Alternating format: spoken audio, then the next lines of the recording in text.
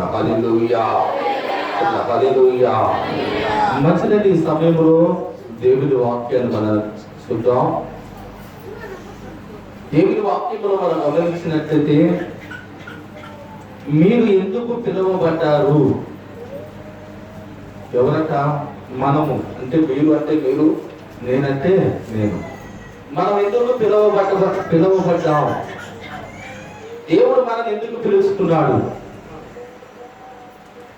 ఈ భయంకరమైన ఈ లోకములో నుండి, చీకటి నుండి ఆశ్చర్యకరమైన ఆయన వెలుగులోనికి మనం పిలుచుకున్న దేవుడు మనం పిలుచుకున్నాడండి. ఆయన ఎందుకు పిలుచుకున్నాడు అనగా కొన్ని మాటలు నేను చదువుతాను, చూడండి, త్వరగా చూడండి. రోమీయులకు రాసిన పత్రిక 1వ అధ్యాయము 7వ వచనం చదవండి.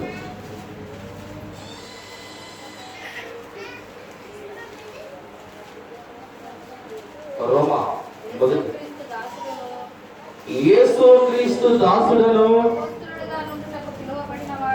అపోస్తలుగా ఉండటకు పిలువబడిన వాడును, దేవుని సువార్త నిమిత్తము ప్రత్యేకించబడిన వాడునైనా పౌలు రోమాలో ఉన్న దేవుని ప్రియులందరికీ అనగా ఇక్కడ ఒక మాట మీరు గమనించాలి. ఇక్కడ పౌలు గారు మాట్లాడుతూ మరి ఆయన ఈ యొక్క మాట చెబుతూ అక్కడ అంటాడు, పరిశుద్ధులుగా ఉండుటకు పిలువబడిన వారందరికీ. దేవునికి స్తోత్రం. చదవండి. శుభమని చెప్పి రాయినది మన తండ్రి అయిన దేవుని నుండి, ప్రభు అయిన యేసుక్రీస్తు నుండి కృపా సమాధానములు మీకు కలుగును గాక. దేవుడు తన కుమారుడు మన ప్రభు అయిన యేసుక్రీస్తు విషయమైన ఆ సువార్తను పరిశుద్ధ లేఖనమందు తన ప్రవక్తల ద్వారా ముందు వాగ్దానము చేసెను. యేసుక్రీస్తు శరీరమును బట్టి దావీదు సంతానముగాను మృతులలో నుండి పునరుద్ధానుడైనందున పరిశుద్ధమైన ఆత్మను బట్టి కుమారుడుగాను ప్రభావముతో నిరూపింపబడెను. ఈయన నామము నిమిత్తము సమస్త జనులు విశ్వాసమునకు విధేయులైనట్లు ఈయన ద్వారా మేము కృపను అపోస్తలత్వమును పొందితిమి. మీరు వారిలో ఉన్నవారే యేసుక్రీస్తు వారుగా ఉండటకు పిలువబడి ఉన్నారు. దేవునికి స్తోత్రం చెప్పండి గట్టిగా. హల్లెలూయా. ఎవరి వారుగా ఉండడానికి పిలువబడ్డామంట మనం? చెప్పండి, ఎవరి వారుగా ఉండడానికి మనం పిలువబడ్డా? చాలా మంది ఎందుకు మేము పిలువబడ్డాము అనే ఒక గ్రహింపు లేకుండా ఈ దినాల్లో ఎంతో మంది అలాగా బ్రతుకుతున్న వాళ్ళు ఉన్నారండి. దేవుడు నన్ను ఎందుకు పిలిచాడా, ఎలా ఉండాలని నన్ను పిలిచాడు, దేని కొరకు నన్ను ఆయన పిలిచాడనే ఒక గ్రహింపు ఈ దినాల్లో మనుషులకి చాలా మంది గట్టి గ్రహింపు లేకుండా బ్రతుకుతున్నారు. దేవుని వాక్యాన్ని మనం గమనించినట్లయితే ఇక్కడ పౌలు గారు చెబుతున్న మాట, మొదటిగా పరిశుద్ధులుగా ఉండడానికి మనము పిలువబడ్డాం. ఇక్కడ రెండో మాట మనం గమనించినట్లయితే క్రీస్తు వారిగా ఉండడానికి, అంటే యేసుక్రీస్తు బిడ్డలుగా, యేసుక్రీస్తు మనుషులుగా, దేవుని పిల్లలుగా ఉండడానికి మనము పిలువబడ్డామంట. దేవునికి స్తోత్రం. చెప్పండి హల్లెలూయా. ఇప్పుడు ఎవరి వారిగా ఉండడానికి? యేసుక్రీస్తు వారిగా ఉండడానికి మనము ఇప్పుడు మనం ఎవరికి సంబంధించిన వారము? చెప్పండి, ఎవరికి సంబంధించిన వారు అంటే యేసుక్రీస్తు ప్రభు వారికి సంబంధించిన వారు. మనం ఎందుకు పిలువబడ్డామంటే ఆయన బిడ్డలుగా ఉండటానికి, పరిశుద్ధులుగా ఉండటానికి, యేసుక్రీస్తు ప్రభుతో కలిసి ఉండటానికి, మనము ప్రత్యేకించబడి మనం పిలువబడ్డాము కనుక మనం క్రీస్తు బిడ్డలుగా ఉంటున్నాం. దేవునికి స్తోత్రం. ఇప్పుడు మనం ఎవరైనా మనం గమనించే మనుషులు చాలా మందిని అనుకుంటారు, మనం ఎందుకు పిలువబడ్డామంటే మీరు ఎందుకమ్మా దేవుని నమ్ముకున్నారు అంటే కొంతమంది కొన్ని సాక్ష్యాలు చెబుతారండి. అయితే దేవుని వాక్యం మనకు తెలియచేయబడుతున్న మాట, దేవుడు ఏదైనా ఒక కార్యం చేస్తే ప్రభు నమ్ముకోవడం కాదు, లేదా ఏదైనా మన జీవితంలో ఏదైనా స్వస్థతల కోసం లేదా ఏదైనా కోసం దానికోసం ప్రభుని నమ్ముకొని ప్రభు ఎందుకు రావడం కాదండి. ప్రభుని ఎందుకు పిలిచాడంటే ఇదిగో ఆ చీకటిలో నుండి, ఈ లోకములో నుండి, ఈ యొక్క పాపము బంధకాల నుండి నిన్ను విడిపించి నిన్ను ప్రత్యేకంగా ఆయన నిన్ను ఎన్నుకున్నాడు కనుక నువ్వు ప్రత్యేకించబడిన బిడ్డవు కనుక లేదా దేవుని సంబంధించిన మనిషివి కనుక ఆయన నిన్ను పిలుచుకొని ఆయన సంఘములో నిన్ను నిలబెట్టుకున్నాడండి. దేవునికి స్తోత్రం. చెప్పండి హల్లెలూయా. అయితే పిలువబడిన మనము దేవుడు ఎందుకు పిలిచాడనే ఆ యొక్క విధమైన ఆలోచన లేకుండా దేవుని పిలుపును కూడా మనం ధిక్కరించి పరిశుద్ధులుగా ఉండకుండా క్రీస్తు బిడ్డలుగా దేవుని సంబంధించిన వారిగా దేవుని బిడ్డలుగా ఉండకుండా మన ఇష్టాసారమైన జీవితాన్ని మనం కొనసాగిస్తూ దేవుని పిలుపును కూడా మనం మర్చిపోయి మన జీవితాన్ని మనం కొనసాగిస్తూ ఉంటాం. అయితే నువ్వు గ్రహించక నువ్వు అనుకుంటున్నావు, నిన్ను గురించి ఏదో ఆలోచిస్తున్నావు, కానీ నీవు ఒక ప్రత్యేకమైన మనిషివి, నీవు ఒక ప్రత్యేకించబడిన మనిషివి కనుక దేవుడు నీ పట్ల ఒక ప్రణాళిక కలిగి ఉన్నాడు కనుక ఆయన నిన్ను స్వీకరించాడు. ఎలాగా? ఆయన నిన్ను తన బిడ్డగా స్వీకరించి ఆయన రాజ్యాల్లో నీకు ఒక స్థానాన్ని ఇస్తున్నాడంటే దేవునికి స్తోత్రం. ఎలా స్వీకరించాడని నిన్ను ఆయన కుమారుడుగా ఆయన కుమార్తెగా నిన్ను స్వీకరించాడు. అయితే మనం ఎలాగా మన పరిస్థితులు ముందు సర్దుకోవడం, ముందుకు చదువుకోండి, అందరూ ముందు చదువుకోండి, అందరూ ముందుకు సర్దుకోండి, రావాలి జరగాలి, అందరూ చదువుకోండి. యేసు అర్థమై చెప్పిన హల్లెలూయా, చెప్పండి హల్లెలూయా, చెప్పండి హల్లెలూయా. సర్దుకోవాలి, అందరూ చదువుకోవాలి, రావాలి. యేసు అర్థమై నజరేయుడా నా యేసయ్య, అందరూ చదువుకోవాలి.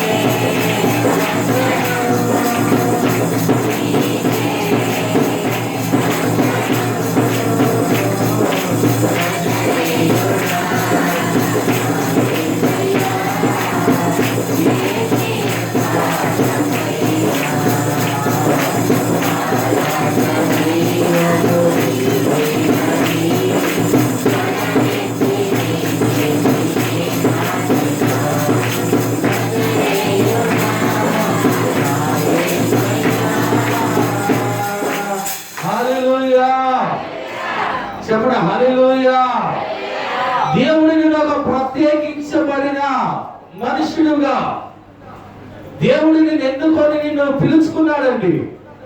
అయితే పిలవబడిన మనం ఎందుకు పిలవబడ్డాము, దేవుడు ఎందుకు మనల్ని పిలిచాడో అని కూడా తెలియకుండా, దాని గ్రహింపు లేకుండా, దాని కొరకు మనము కనిపెట్టకుండా ఈ రోజున మనుషులు వారి ఇష్టాసారంగా బ్రతకడం ప్రారంభిస్తున్నారు. దేవుడికి స్తోత్రం. ఇక్కడ ఉన్న వారందరికీ కూడా ఒక్కొక్కరికి ఒక్కొక్క చరిత్ర ఉందండి. ఏమో మీకున్న లేదు నాకు తెలియదు, కానీ నాకు తెలిసిన వారికి, నేను చూసిన వారికి ఇక్కడ కొంతమందికి గతములో వాళ్ళకంటూ ఒక చరిత్ర ఉంది. ఏదో చరిత్ర అంటే ఈ లోకములో ఈ యొక్క లోక సంబంధమైన జీవితాన్ని జీవిస్తున్న సమయంలో ఈ రోజున యేసుక్రీస్తు ప్రభువారు నన్ను గాని మిమ్మల్ని గాని ప్రేమించి ఆయన ప్రేమ ద్వారా ఆయన యొక్క కృప ద్వారా ఈ రోజున నీవు నేను పిలువబడ్డా. దేవుడికి స్తోత్రం. చెప్పండి హల్లెలూయా. నా గురించి చెప్పినట్లయితే నా గురించి నాకు ఒక సాక్ష్యం ఉంది. నేను ఒక భయంకరమైన స్థితిలోంచి పిలువబడ్డాను. ఇక్కడ నాకు తెలిసి ఇక్కడ మన ముందు కూర్చున్న యేసన్న ఆయన కూడా ఒక సాక్ష్యం ఉంది, ఒక భయంకరమైన సాక్ష్యం అయింది. ఆయన కూడా దేవుడు పిలుచుకున్నాడు. యోహాను గారు కూడా ఒక గొప్ప సాక్ష్యం ఉందండి. ఆయన కూడా గతంలో ఆయన ఎట్లా ఇష్టాసారంగా బ్రతికిన ఆయనే. ఇక్కడ మరి కూర్చున్న ప్రతి ఒక్కరు కూడా చార్లిస్ట్ గాని, స్వామిలు గాని, ఇక్కడ ఉన్న ప్రతి ఒక్కరు కూడా వారి జీవితంలో ఒక్కొక్క సాక్ష్యం ఉంది. ఏదైనా సాక్ష్యం అంటే గతంలో మన జీవితంలో మనం చూసినట్లయితే మనలో ఏ మంచి కూడా ఉందా? మనలో మంచి లేదు. మన మంచి వాళ్ళనే కాదు, మనం ఈ లోకములో పాపములో జీవిస్తుండగా యేసుక్రీస్తు ప్రభువారు నిన్ను ప్రేమించి నిన్ను పిలిచాడు.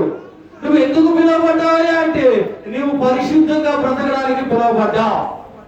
ఎలా దేని వరకు పిలువబడ్డావు అంటే నువ్వు పరిశుద్ధముగా జీవించడానికి పిలువబడ్డావు. రెండోదిగా మనం గమనించినట్లయితే నువ్వు యేసుక్రీస్తు వారిగా అంటే దేవునికి సంబంధించిన వారిగా, దేవుని బిడ్డగా, దేవుని కుమారుడుగా, దేవుని కుమార్తెగా, దేవుని రాజ్యానికి వారసులుగా ఉండడానికి నువ్వు పిలువబడ్డావట. దేవునికి స్తోత్రం. చెప్పండి హల్లెలూయా.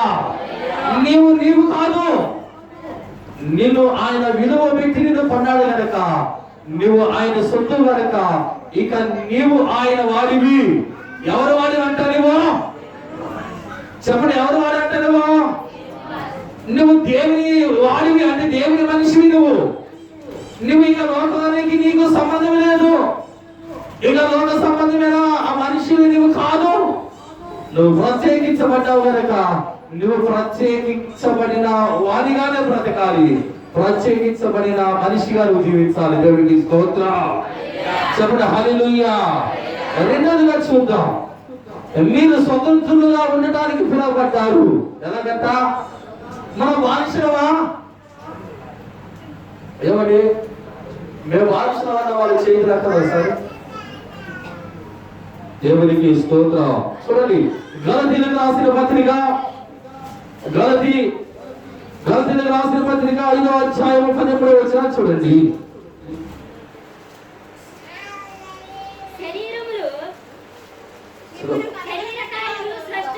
అమ్మా గలతీయులకు రాసిన పత్రిక 5వ అధ్యాయం 13. సహోదరులారా మీరు స్వతంత్రులుగా ఉండడానికి పిలువబడ్డారు. అయితే ఒక మాట, ఆ స్వతంత్రములు శరీర క్రియలకు ఏతువ చేసుకొనక ప్రేమ కలిగిన వారై ఒకరినొకడు దాసులై ఉండుడి. దేవునికి స్తోత్రం. చెప్పండి గట్టిగా హల్లెలూయా. మీరు ఎందుకు పిలువబడ్డారంటే మీరు స్వతంత్రులుగా ఉండటానికి. ఎవరికి మనం స్వతంత్రులుగా ఉన్నామంటే మనం స్వతంత్రులుగా పిలువబడ్డా మనం ఇంకా బానిసలుగా బ్రతుకుతున్నాం. ఎలా బ్రతుకుతున్నామంటే మనం స్వతంత్రం అని చెప్పుకుంటున్నాము, కానీ మనలో ఆ యొక్క స్వతంత్రత కనిపించడం లేదు. అయితే ఈ రోజు వాక్యం వింటున్న నీవు స్వతంత్రులుగా ఉండటానికి పిలవబడ్డావు. ఇక నువ్వు ఎవరు కింద బానిసవు కానే కాదు.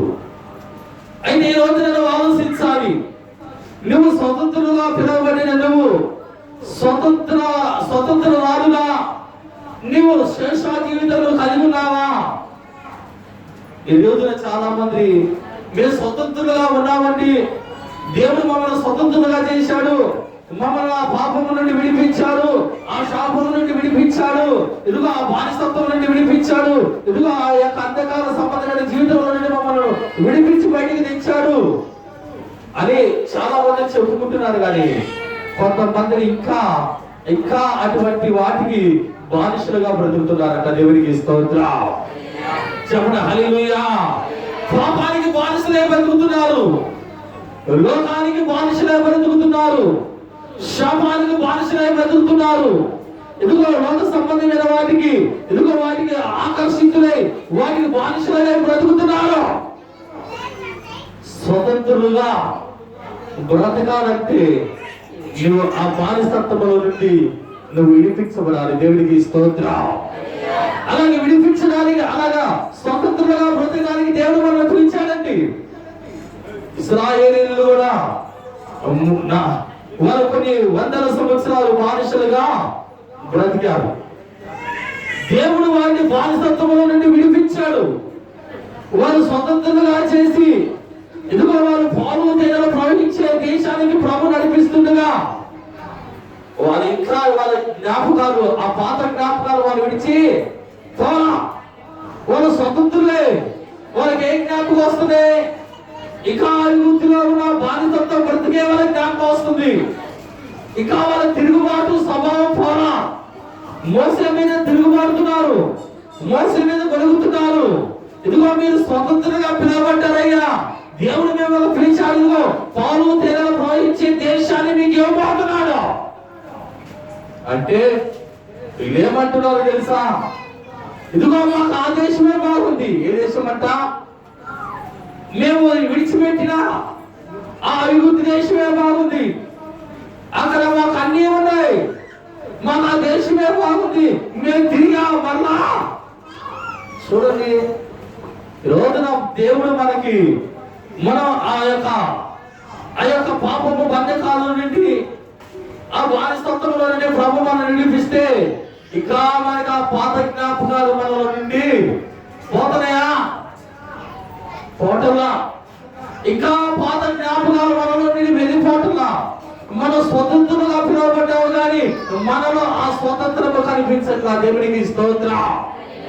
చెప్పండి హల్లెలూయా, హల్లెలూయా. ఇంకా నీ ఎనకటి జీవితాన్ని విడిచిపెట్టరా, ఇంకా నీ ఎనకటి పాపాన్ని విడిచిపెట్టరా, ఎనకటి ఆ పద్ధతులను విడిచిపెట్టరా. నేను స్వతంత్రం రాను అనుకుంటున్నావు, నేను స్వతంత్రుడు అనుకుంటున్నావు, కానీ పిలువబడిన నీవు స్వతంత్రుడుగా మార్చబడలేకపోతున్నావు. దేవునికి స్తోత్రం. చెప్పండి హల్లెలూయా. మన మీద మన కుటుంబాన్ని ఒకడు వేలుతో ప్రారంభిస్తున్నాడండి. మన స్వతంత్రం అయితే మనని ఒకరు ఎందుకు వెళ్ళాలి? మన కుటుంబాల మీద ఒకరు పెత్తనం ఏంటి? మన కుటుంబాల మీద వారి పెత్తనం చేయడం ఏంటి? ఊరుకుంటావా? ఎవరైనా బయట వచ్చి మన మీద పెత్తనం చేస్తే మనం ఏమంటా?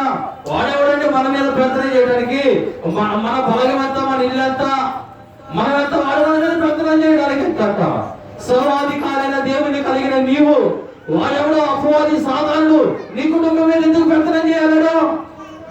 నీ కుటుంబాన్ని ఎందుకు ఏమన్నాడు? నీ కుటుంబాన్ని ఆ యొక్క దేవునికి వ్యతిరేక సంబంధమైన మార్గంలో ఎందుకు నడిపించాలి? దేవుడు నేను అందుకనే పిలిచింది. దేవుడు ఎందుకు పిలిచాడో ఆ యొక్క గ్రహింపు లేకుండా మనం ఉన్నామా? ఈ రోజు నా దేవుడు ఎందుకు పిలిచాడో కూడా కొంతమందికి అర్థం కాదు. దేవునికి స్తోత్రం. చెప్పండి హల్లెలూయా, చెప్పండి హల్లెలూయా. నువ్వు ఇక వెనకటి వైపు చూడకూడదు, నువ్వు ఇక వెనక వైపు వాటికి చూడకూడదు. ఇక వెనక చూసావా? లోతు ఏం చేసింది? లోతు భార్య ఏం చేసింది?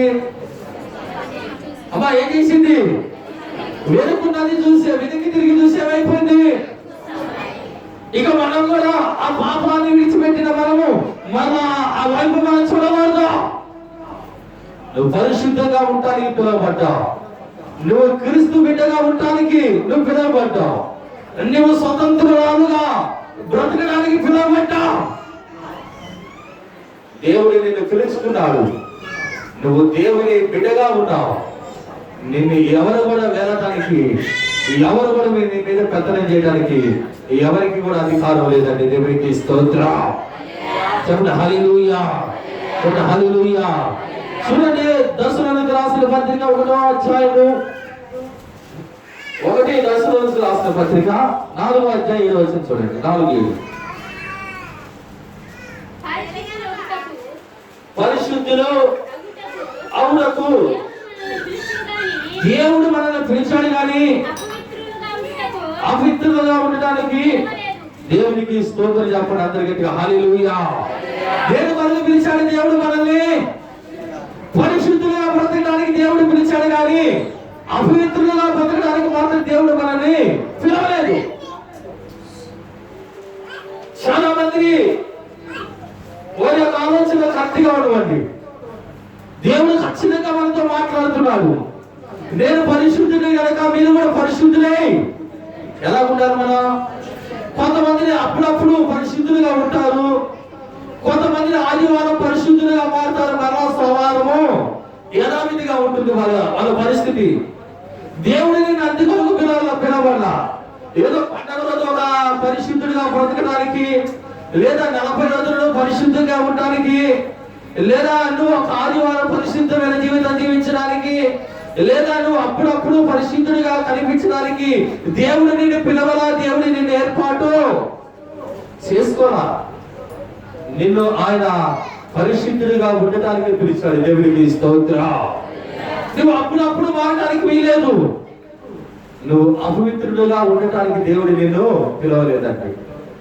నువ్వు పరిశుద్ధుడిగా ఉండాలి. నువ్వు పరిశుద్ధమైన జీవితం జీవించాలి. నువ్వు పరిశుద్ధంగా బ్రతకాలి. నువ్వు పరిశుద్ధంగా ప్రభు వైపు నువ్వు ఉండాలి. దేవుని రాకడలో నువ్వు ప్రభుతో కూడా నువ్వు ఎత్తబడాలి. దేవునికి స్తోత్రం. చెప్పండి హల్లెలూయా. నువ్వు పరిశుద్ధంగా ఉండడానికి పిలవబడ్డావు. అర్థమవుతుందా? దేని పిలవబడ్డా నువ్వు? చెప్పండి. చాలా మంది నోరు దుడుగు, నోరు మాట దుడుగుగా ఉంటుంది. వాళ్ళకి దేవుడు అంటే భయం ఉండదు, దేవుని పిల్లలంటే భయం ఉండదు, దేవుని సేవకుడన్నా భయం ఉండదు. దేవుడు అందుకోసం పిలిచాడు మనల్ని. ఏమండి? దేవుడు ఎందుకోసం పిలిచాడు? మన మాట, మన విధానం అన్నీ మారాలి. ప్రభు అంటున్నాడు, మనం ఖచ్చితంగా మంచి మనసు కలిగి, పరిశుద్ధమైన జీవితం కలిగి, మనం ప్రతి ఒక్కరిని కూడా మనం ప్రేమించే మనసు మనలో ఉండాలి. దేవునికి స్తోత్రం. చెప్పండి గట్టిగా హల్లెలూయా, చెప్పండి హల్లెలూయా. చూడండి, మరొకటి చూద్దాం. 1 కొరింథీయులకు రాసిన పత్రిక 7వ అధ్యాయము 15వ వచనాన్ని చదవండి. అయితే అవిశ్వాసమైన వాడు ఎడబాయవచ్చును. అట్టి సుందరములలో సుందరకైనను సహోదరుడైనను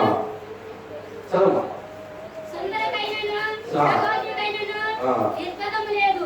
సమాధానంగా ఉండుటకు దేవుడు మనల్ని పిలిచి ఉన్నాడు. దేనికంటే మనల్ని పిలిచింది దేవుడు? చెప్పండి, ఎందుకు పిలిచాడండి దేవుడు? సమాధానంగా ఉండటానికి పిలిచాడు. గొడవలాడుకోవడానికి మనం పిలవలా, లేదా ఏదైనా కక్షలు దేశాల కొరకు మనము ప్రభు పిలవలా. ఒకవేళ మనం ఏదైనా తొందరపడి మనుషులు కనుక తొందరపడి మాట్లాడుకుంటే మరలా సమాధాన పడట మంచిదండి. దేవుడికి స్తోత్రం. చెప్పండి హల్లెలూయా. ఎందుకంటే సమాధానముగా ఉండటానికి, అది ఎవరైనా సరే, నీవైనా నేనైనా ఎవరైనా సరే, సమాధానం కలిగి ఉండటానికి దేవుడు మనం పిలిచాడు. దేవుడికి స్తోత్రం. చెప్పండి హల్లెలూయా. ఏ కలిగి ఉండాలంటే మనము సమాధానం కలిగి ఉండాలి. దేవుని మనం ప్రేమించి అది సమాధానం మనలో కలిగి ఉంటే, సమాధానకర్తైన దేవుడు వాక్యంలో రాయబడిందిగా, మన దేవుడు ఎవరంట? సమాధానకర్త అయిన దేవుడు. మన దేవుడు సమాధానకర్త అయిన దేవుడు. సాతానుడిని శీఘ్రంగా మన కాలి కింద వాడి తల చితక దొక్కుడు అన్నాడు. దేవునికి స్తోత్రం. సమాధానం ఉన్న స్థలంలో సాతానుడికి చోటు ఉండదు. మీరు గమనించాలి. సమాధానం ఉన్న స్థలంలో సాతానుడికి చోటు ఉండదు. సాతానుడు యొక్క పని మన మధ్య పని చేయదండి. ఎందుకంటే దేవుడు అంటున్నా, దేవుడు వాక్యం రాయబడింది, ఆయన సాతానుడిని ఏం చేస్తాడన్నా శీఘ్రంగా, దేవుడు శీఘ్రంగా వాడి తల మన తల కింద చితక దొక్కుతాడండి. సమాధానంగా ఉన్న మనుషుల మధ్య ఆ కుటుంబంలో సాతానుడు ఎటువంటి విభేదాలు కలగచేయడు. ఆ కుటుంబంలో ఎటువంటి ఇబ్బందికరమైన పరిస్థితులు రాకుండా ఆ కుటుంబంలో శాంతి, సమాధానం, నెమ్మది, ప్రేమ ఉంటుందండి. దేవునికి స్తోత్రం. చెప్పండి హల్లెలూయా, చెప్పండి హల్లెలూయా. సమాధానం ఉండాలి. భార్యాభర్తల మధ్య సమాధానం ఉండాలి. ఇదిగో తల్లిదండ్రులు, కుటుంబం మధ్య సమాధానం ఉండాలి. సంఘములో సమాధానం ఉండాలి. సంఘ బిడ్డలలో సమాధానము ఉండాలి. సమాధానం లేకపోతే మనం దేవుని పిల్లలకు కానే కాదు. దేవునికి స్తోత్రం. చెప్పండి హల్లెలూయా. దేవుని సన్నిధిలో దేవుని మనం ప్రేమించాలి. దేవుని సన్నిధిలో ప్రార్థించాలి. దేవుని కొరకు మనము, దేవుని రాజ్యము కొరకు మనం కనిపెట్టుకొని మనము మన కుటుంబము ప్రభు కొరకు ఎదురు చూడాలి. దేవునికి స్తోత్రం. చెప్పండి హల్లెలూయా. దేవుడు మన కొరకు చాలా త్యాగం చేశాడండి. ఏంటయ్యా త్యాగం అంటే? యేసుక్రీస్తు ప్రభువారు నీ కుటుంబంలో సమాధానము, నెమ్మది, ప్రేమ ఉండటానికి, నువ్వు పరిశుద్ధులుగా పిలువబడటానికి యేసుక్రీస్తు ప్రభువారు 2021 సంవత్సరం క్రితం నీ కొరకు నా కొరకు ఆయన కలవరి శిలువలో ఆయన నీ కొరకు నా కొరకు ప్రాణం అర్పించాడండి. ఆయన త్యాగం, ఆయన ప్రేమ ఈ రోజున ప్రతి ఒక్కరిలో ఎవరు ఉండాలి? ఎవరు ఉండాలి? ఆయన త్యాగం, ఆయన ప్రేమ. యేసు రక్తమే చెప్పండి గట్టిగా హల్లెలూయా. యేసయ్య హల్లెలూయా, హల్లెలూయా. యేసయ్యా, యేసయ్యా, యేసయ్యా, యేసయ్యా, యేసయ్యా,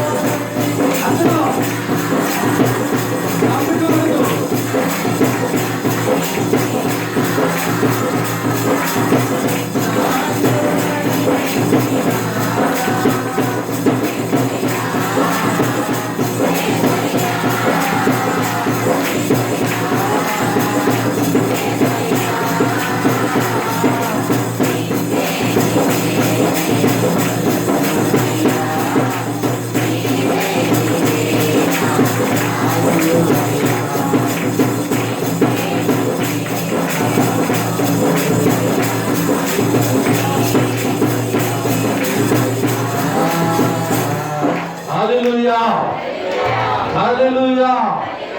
ఏమన్నారంటే మనము దేవుని ప్రేమ మన ఇంటిలో ఉండాలి, మన కుటుంబంలో కూడా ఉండాలి.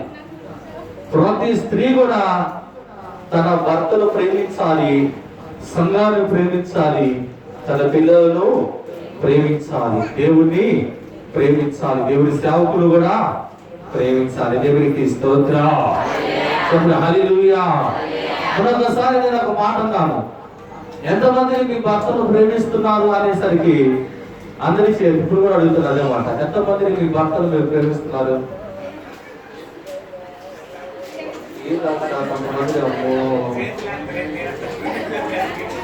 అంటే మీ భర్తను మీరు ప్రేమించట్లేదా?